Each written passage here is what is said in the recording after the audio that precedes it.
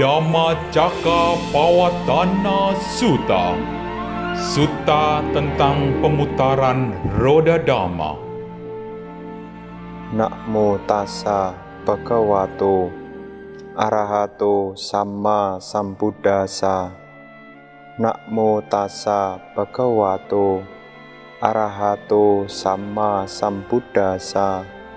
Namo tassa bhagavato arahato samma sambuddhassa. Demikian telah saya dengar suatu ketika Sang Bhagawa bersemayam di Taman Rusa Isipatana dekat kota Varanasi. Saat itulah Sang Bhagawa memanggil Pancawagya Bhikkhu.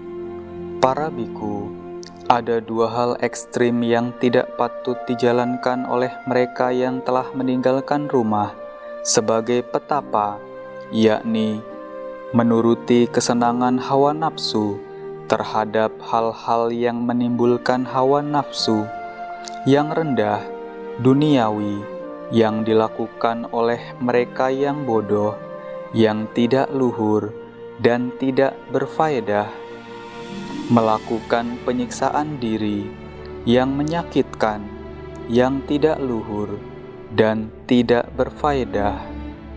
Oh para biku, jalan tengah yang terhindar dari kedua jalan ekstrim itu, yang telah sempurna diselami oleh Tathagata, yang membuka mata batin, yang menimbulkan pengetahuan, yang membawa ketenangan, pengetahuan batin luar biasa, kesadaran agung, dan pencapaian nibbana. Apakah, oh para biku, jalan tengah yang telah sempurna diselami oleh Tathagata, yang membuka mata batin, yang menimbulkan pengetahuan, yang membawa ketenangan, pengetahuan batin luar biasa, kesadaran agung, dan pencapaian nibbana itu? Demikian inilah jalan Arya berunsur 8, yaitu pandangan benar, pikiran benar, ucapan benar, perbuatan benar, pencaharian benar, daya upaya benar, perhatian benar, dan keteguhan benar. Itulah, oh para biku, jalan tengah yang telah sempurna diselami oleh Tathagata, yang membuka mata batin, yang menimbulkan pengetahuan, yang membawa ketenangan, pengetahuan batin luar biasa, kesadaran agung, dan pencapaian nibbana. Inilah, oh para biku, kebenaran Arya tentang penderitaan, yakni kelahiran adalah penderitaan, usia tua adalah penderitaan, kematian adalah penderitaan, kesedihan, ratap tangis, derita jasmani, derita batin, dan keputusasaan adalah penderitaan. Berkumpul dengan yang tidak disenangi adalah penderitaan. Terpisah dari yang disenangi adalah penderitaan. Tidak mendapat apa yang diinginkan adalah penderitaan. Singkatnya, 5 gugusan pembentuk penyebab kemelekatan adalah penderitaan.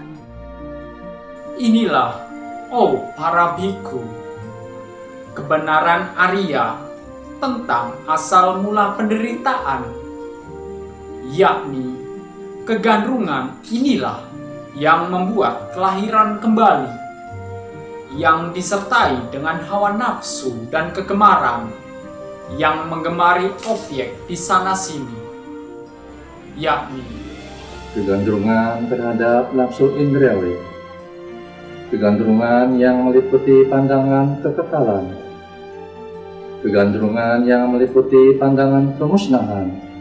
Inilah, oh para biku, kebenaran Arya tentang musnahnya penderitaan, yakni musnahnya kegandrungan tersebut tanpa sisa karena lenyapnya nafsu, terlepasnya kegandrungan, tertolaknya kegandrungan, terbebas dari kegandrungan, tak terikat oleh kegandrungan. Inilah, oh para biku, kebenaran Arya tentang jalan menuju musnahnya penderitaan. Demikian inilah jalan Arya berunsur 8, yakni pandangan benar, pikiran benar, ucapan benar, perbuatan benar, pencaharian benar, daya upaya benar, perhatian benar, dan keteguhan benar. Oh para biku, pada tata gata telah timbul penglihatan, telah timbul pengetahuan, telah timbul kebijaksanaan, telah timbul ilmu, telah timbul sinar terang atas segala hal yang tidak pernah tata gata dengar, bahwa ini adalah kebenaran Arya tentang penderitaan. Kebenaran Arya tentang penderitaan ini patut dikenali. Kebenaran Arya tentang penderitaan ini telah dikenali. Oh para biku, pada tata gata telah timbul penglihatan, telah timbul pengetahuan, telah timbul kebijaksanaan, telah timbul ilmu, telah timbul sinar terang atas segala hal yang tidak pernah tata gata dengar, bahwa ini adalah kebenaran Arya tentang asal mula penderitaan. Kebenaran Arya tentang asal mula penderitaan ini patut dilenyapkan. Kebenaran Arya tentang asal mula penderitaan ini telah dilenyapkan.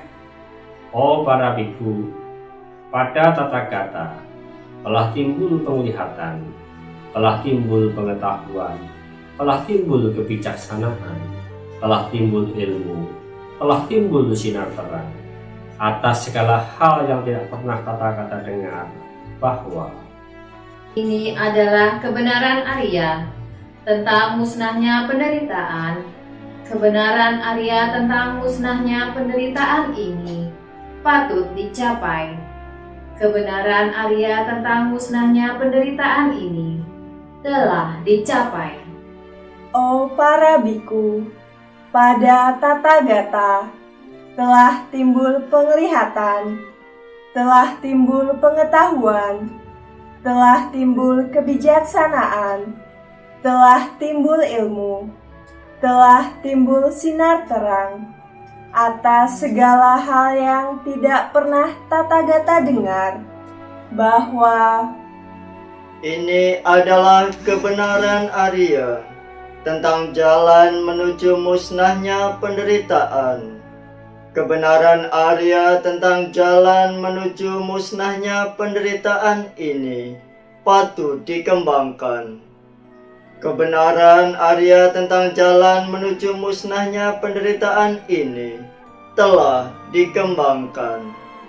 Oh para biku, selama pemahaman terhadap pengetahuan sebagaimana yang sebenarnya tentang 4 kebenaran Arya yang terdiri dari 3 putaran 12 ciri yang ada pada tata gata belum sempurna, tidak akanlah, oh para biku, Tata gata menyatakan diri sebagai orang yang mencapai penangan sempurna oleh diri sendiri dan tiada bandingnya di dunia, di alam dewa, alam mara, dan alam Brahma, bersama dengan himpunan para samana, brahmana, dewa, dan manusianya.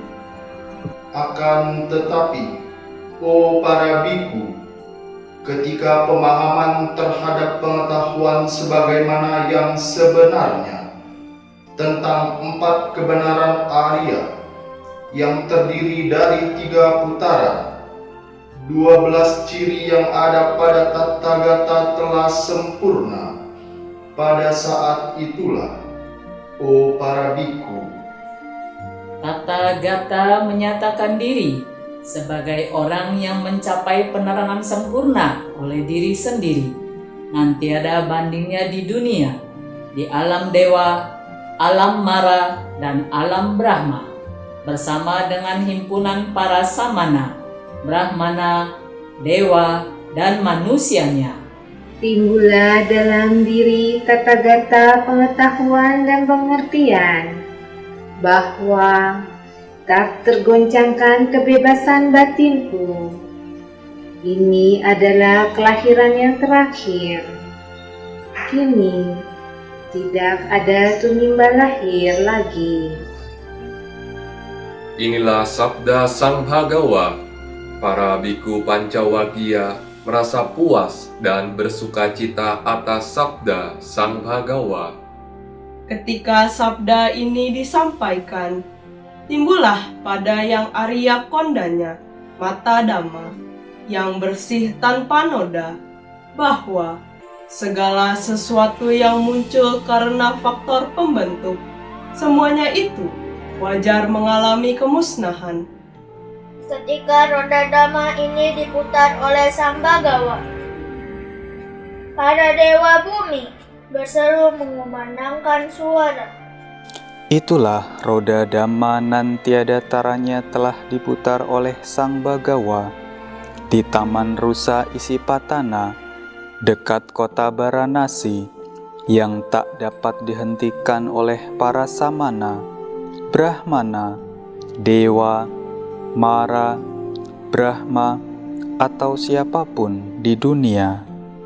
Mendengar ucapan dewa-dewa bumi, para dewa Catu Maharajika berseru mengumandangkan suara. Mendengar ucapan dewa-dewa Catu Maharajika, para dewa Tawatimsa berseru mengumandangkan suara. Mendengar ucapan dewa-dewa Tawatimsa, para dewa Yama berseru mengumandangkan suara. Mendengar ucapan dewa-dewa Yana, para dewa Tusita berseru mengumandangkan suara. Mendengar ucapan dewa-dewa Tusita, para dewa Nimanarati berseru mengumandangkan suara. Mendengar ucapan dewa-dewa Nimanarati, para dewa Paranimita Wasawati berseru mengumandangkan suara. Mendengar ucapan dewa-dewa Paranimita Wasawati, para dewa yang bersemayam di alam Brahma berseru mengumandangkan suara. Itulah roda Dhamma nan tiada taranya telah diputar oleh Sang Bhagawa di Taman Rusa Isipatana dekat kota Varanasi, yang tak dapat dihentikan oleh para samana, Brahmana, dewa, mara, Brahma, atau siapapun di dunia. Demikianlah pada saat itu juga suara berkumandang hingga menembus ke alam Brahma. Serentak 10.000 tingkat alam berguncang, bergeletar, bergoyah, dan sinar gilang gemilang yang tiada taranya muncul di dunia, melebihi kemampuan cahaya kedewaan. Pada saat itu, Sang Bhagawa berseru, "Kondanya telah sungguh-sungguh mengerti, saudara. Kondanya telah sungguh-sungguh mengerti, saudara. Karena itulah yang Arya kondanya memperoleh sebutan Anya kondanya, kondanya yang telah mengerti."